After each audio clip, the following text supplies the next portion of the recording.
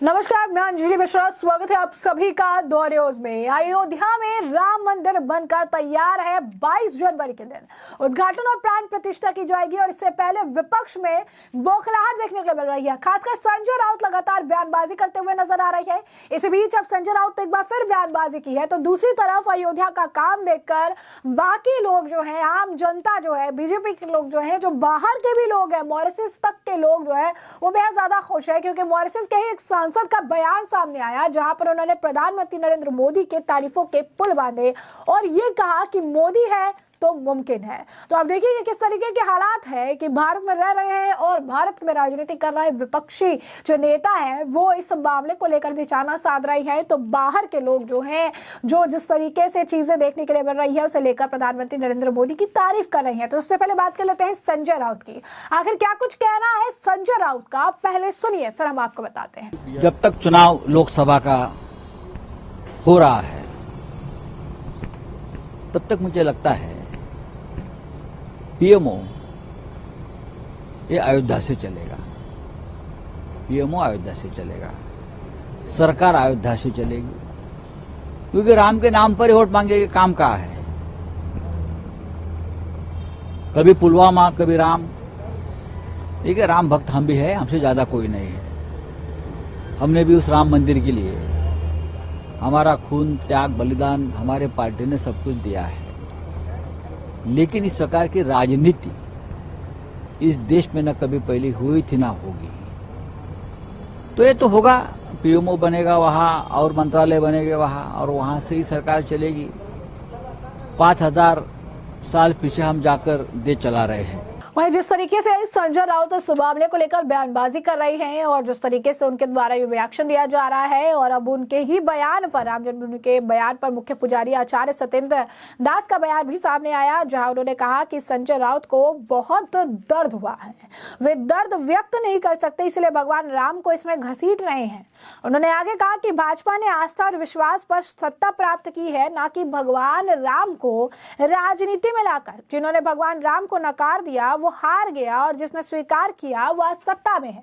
तो अब देखिए किस तरीके से संजय राउत के बयान पर जो है प्रतिक्रिया देखने के लिए मिली है राम जन्मभूमि के मुख्य पुजारी आचार्य सत्येंद्र दास जी की, जहां पर उन्होंने संजय राउत की बोलती बंद कर दी है। और संजय राउत जो इस मामले को लेकर लगातार बीजेपी के ऊपर निशाना साध रहे थे कि राम जन्मभूमि को लेकर, राम मंदिर को लेकर ये जो है पॉलिटिक्स कर रहे हैं, राजनीति कर रही है, इसे लेकर उन्होंने स्पष्ट कर दिया है कि जिन्होंने नकार दिया वो आज बाहर है और जिन्होंने स्वीकार कर लिया आज वो सत्ता में है। और इस तरीके से जो है इनकी सोच है, जिस वजह से उन्हें हर चीज में जो है राजनीति दिख रही है, वो राम मंदिर और या भगवान राम को लेकर कोई राजनीति करते नजर नहीं आ रहे हैं। देखिए, संजय राउत जो कहा करते हैं, इतना दर्द है उनको जो ये कार्य प्रधानमंत्री जी कर रहे हैं और जिस राम के सहारे से ही उन्होंने सत्ता, भगवान की कृपा से उनको सत्ता मिल गई है भाजपा को, इससे उनको बहुत दर्द है, वो दर्द व्यक्त नहीं कर सकते हैं। इसीलिए भगवान राम को राजनीति में घसीट रहे हैं और कह रहे हैं उम्मीदवार भगवान राम को भी किया जाए। भाजपा की यही एक ही बचा है कि उम्मीदवार किया जाए।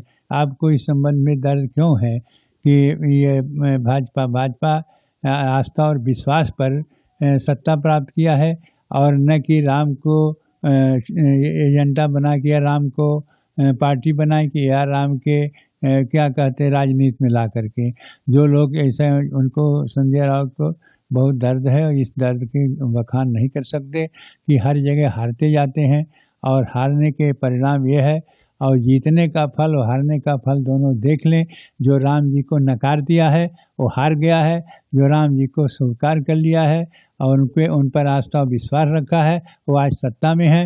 वो सत्ता से बाहर होने के कारण से बहुत दर्द संजय जी को है और संजय राउत को। और यह दर्द जो है वो इसलिए नहीं है कि इसीलिए उटपटांग भाषा बोलते हैं। क्या भगवान पार्टी में उम्मीदवार खड़ा किए जा सकते हैं? ऐसा भाषा बोल करके केवल भगवान राम का यह अपमान कर रहे हैं। ऐसा अपमान न करें संजय राउत, मैं तो यही राय देता हूं। और भाजपा में या प्रधानमंत्री जी में यह विश्वास है और इसलिए वो आए यहाँ और उन्होंने यह रोड शोड किया, कई बहुत कुछ सौगात दिया और कई गाड़ियों को उन्होंने यहाँ से अलाउड किया। इसके बाद एयरपोर्ट के भी उन्होंने उद्घाटन किया। सारे काम जो कर रहे हैं वो जनहितायक है और जैसा सबके साथ सबका विकास है। और इसमें ये कहना बहुत गलत है कि भगवान राम को भी पार्टी बना के उम्मीदवार के रूप में उतारें। यह बहुत निंदनीय भाषा संजय राउत की है। तो जैसा कि आपने सुना कि सांसद जो है यूटीवी ग्रुप के हैं सांसद शिवसेना सांसद संजय राउत, उन्होंने भाजपा पर निशाना साधा। वो कह रही है कि भगवान राम का जश्न मनाने के लिए किसी को भाजपा के नेतृत्व की जरूरत नहीं है। उन्होंने कहा कि लगता है कि कुछ दिन बाद जो है प्रधानमंत्री कार्यालय, पीएमओ और भाजपा कार्यालय अयोध्या ही चला जाएगा और वहां से ही ऑपरेट करेगा। ये अच्छी बात है, पीएमओ को अयोध्या स्थानांतरित कर दिया जाना चाहिए। राउत ने आगे कहा कि घर घर राम ज्योति जलाने के लिए भाजपा के आह्वान की जरूरत नहीं है। उन्होंने फारूक अब्दुल्ला का जिक्र करते हुए कहा कि डॉक्टर फारूक अब्दुल्ला कहते हैं कि राम सभी के हैं और अगर एक पार्टी भगवान राम का मालिक बनने की कोशिश कर रही तो वह उनकी छवि को कम कर रहे हैं। तो ये बात जो है संजय राउत द्वारा कहा जा रहा है। इस तरीके से विपक्ष के कई नेता हैं जिन्हें अगर आप कहेंगे अयोध्या मंदिर को लेकर जो 22 तारीख को समारोह होने वाला है उसे लेकर उन्हें इन्विटेशन भेजे गए हैं बकायदा, लेकिन वो इन्विटेशन के बावजूद जाने के लिए तैयार नहीं है।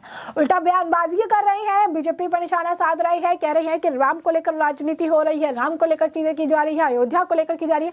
बट सवाल बहुत साफ और स्पष्ट है कि सत्ता में बैठने का मौका कांग्रेस के लोगों के पास भी था, काफी लंबे समय तक सत्ता में वो थे, लेकिन उन्होंने कभी राम मंदिर बनाने का ना प्रयास किया ना बनने दिया। उल्टा जो बनाने की कोशिश कर रहे थे उनके रास्ते में भी रोड़ा डालते नजर आए।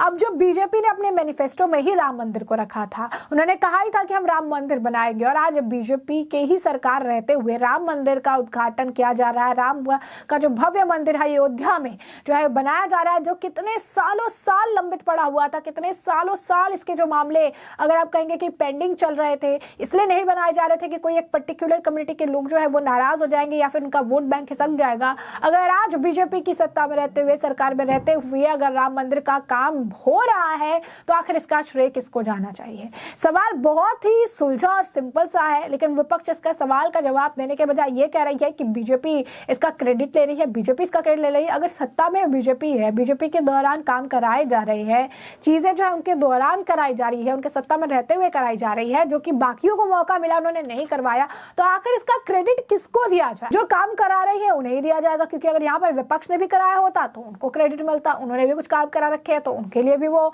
अपनी चीजों के लिए कहते हैं कि हमने करा रखा, हमने करा रखा।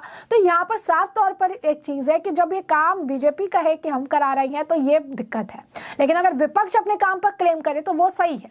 वो कहे कि बीजेपी नाम चेंज कर रही है, ये चीजें कर रही है तो हमने बनाया था, तो ये सही है। लेकिन बीजेपी अगर कोई चीज उनकी सरकार के दौरान बन रही है तो उस पर उनका क्लेम नहीं होना चाहिए। और उसके बाद वो कहते हैं कि इस मामले को लेकर राजनीति हो रही है, वो कह रहे हैं कि एक पार्टी भगवान राम का मालिक बनने की कोशिश कर रही है।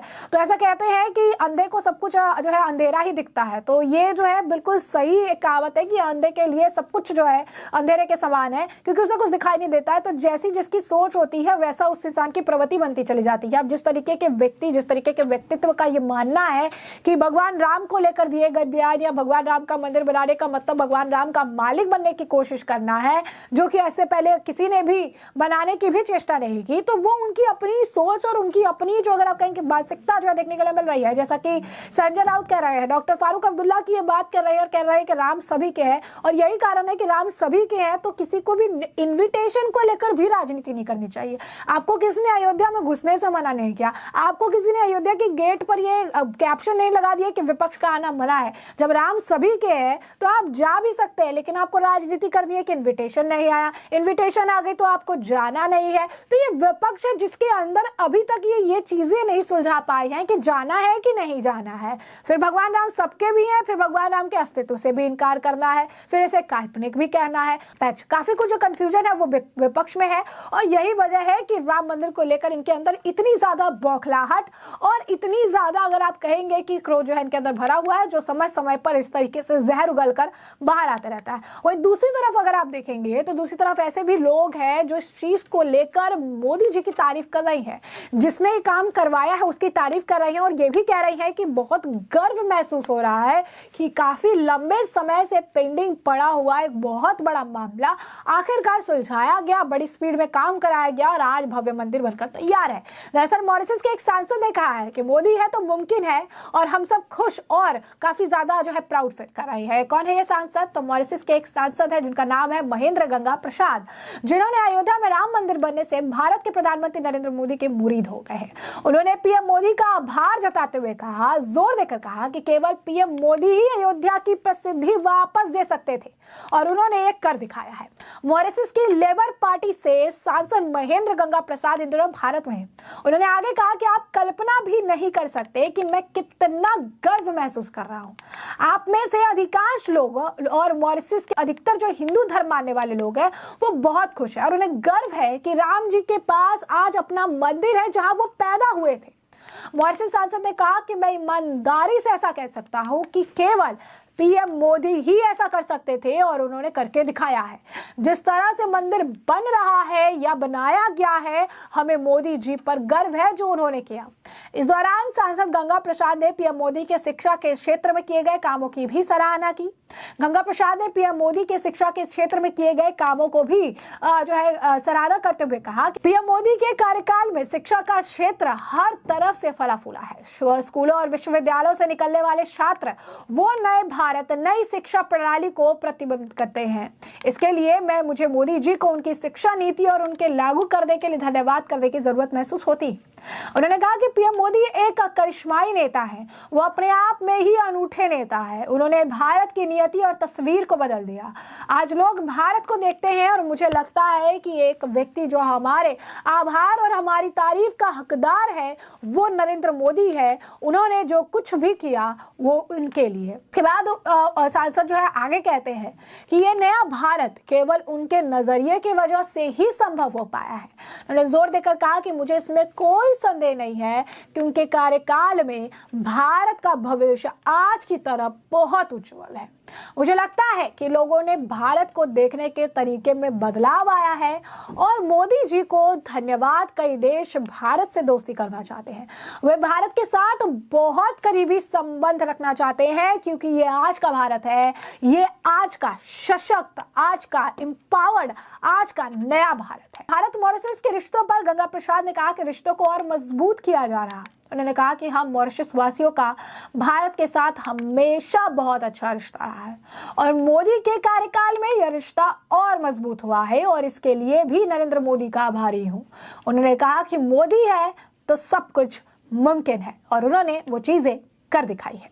तो ऐसे में हमने आपको जो पूरा मामला है ये बड़े विस्तार से बताया कि पूरा मामला क्या है और इस मामले पर आपकी भी जो राय हो हमें कमेंट सेक्शन में कमेंट करके जरूर साझा करिएगा। धन्यवाद।